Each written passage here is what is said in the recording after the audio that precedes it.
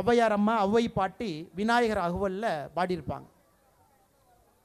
பாலும் தெளிதேனும் பாகும், பால் கொடுக்குறேன் விநாயகருக்கு, தெளிந்த தேனை கொடுக்குறேன், வெள்ளை பாகு கொடுக்குறேன், பருப்பு, இவை நான்கும் நான் உனக்கு கொடுப்பேன், நான் உனக்கு கொடுக்குறேன்.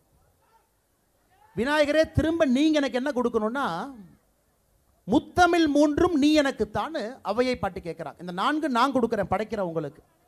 பால் கொடுக்குறேன், தெளிந்த தேன் கொடுக்குறேன், வெள்ளை பாகு கொடுக்குறேன், பருப்பு கொடுக்குறேன், 4 பிசைஞ்சு உங்களுக்கு வைக்கிறேன், உங்களுக்கு பிடிக்கும். 4 நீங்கள் எடுத்துக்க, எனக்கு திரும்ப முத்தமிழ் கொடுங்கங்கிறாங்க. இயலிசை நாடகம். அதனால தான் ஒரு குழந்தையுமே நம்ம வீட்டில் படிப்பு ஆரம்பிக்கிறதா முதல்ல பிள்ளையார் சொல்லி போட்டு ஆரம்பிங்க. அக்ஷர அபியாசம் பண்ணுமா, பிள்ளையார் சொல்லி போட்டு ஆரம்பிங்க.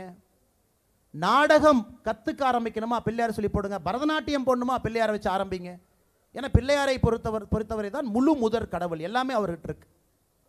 என்ன கல்வியை பற்றி இந்த நேரத்தில் பேச வேண்டிய கட்டாயம் எனக்கு இருக்குதுங்க. தமிழகத்தில் இன்னைக்கு அரசு பள்ளி தனியார் பள்ளி நம்ம பேசுகிறோங்க. எந்த அளவுக்கு திராவிட முன்னேற்ற கழகத்தினுடைய ஆட்சியில் அரசு பள்ளியை முழுவதுமாக மூடிவிட்டால் என்பதுக்கு உதாரணம் பாருங்க.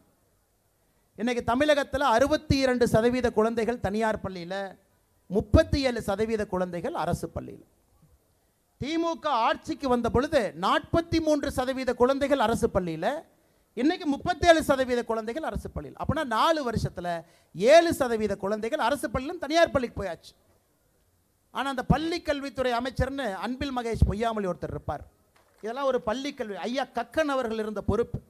காமராஜர் ஐயாவுடைய கேபினெட்டில், முதல் கேபினெட்டில் கக்கன் ஐயா கல்வித்துறை அமைச்சராக கக்கன் ஐயா இருந்த பொறுப்பு. பாருங்க, இன்னைக்கு அரசு பள்ளியில் 37% மாணவர்கள் மட்டும்தான், 62.1% இன்னைக்கு தனியார் பள்ளி, 7% திராவிட முன்னேற்ற கழக ஆட்சி வந்த பிறகு அரசு பள்ளியும் தனியார் பள்ளிக்கு போயிட்டாங்க.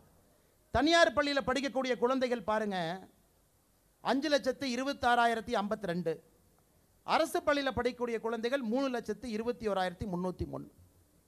அதனால தான் திரும்ப திரும்ப சொல்கிறோம், தமிழகத்தை பொறுத்தவரை மக்களுக்கு வேற ஏதோ வேணும், அரசியல்வாதிகளுக்கு வேற ஏதோ வேணும்.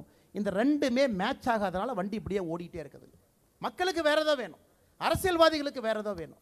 ஆனால் ஆட்சியில் உட்கார்ந்துருக்கிறனால நம்ம நினைக்கிற எதுவுமே நமக்கு கிடைக்க மாட்டேது. அதனால் நிச்சயமாக இந்த 2026 மே மாதம் நடக்கக்கூடிய சட்டப்பேரவை தேர்தலில், மேவா ஏப்ரலான்னு தெரியாதுங்க, மேலே ஒரு வேளை நடந்துட்டா நான் முன்னாடியே எலெக்ஷன் கமிஷன் சொல்லிட்டாங்கன்னு தேவையில்லை பொருளை கிளப்புவாங்க. ஏப்ரல் மாதத்துலேயோ மே மாதத்துலேயோ எப்போ அந்த தேர்தல் நடக்குதோ அன்னைக்கு நிச்சயமாக நீங்கள் எல்லாம் விநாயகருக்காக ஒரு முறை யோசித்து இந்த தர்மத்தை, எல்லா தர்மமும் நல்லா இருக்கணுங்க, நம்ம யாருக்கும் எதிரானவர்கள் கிடையாது.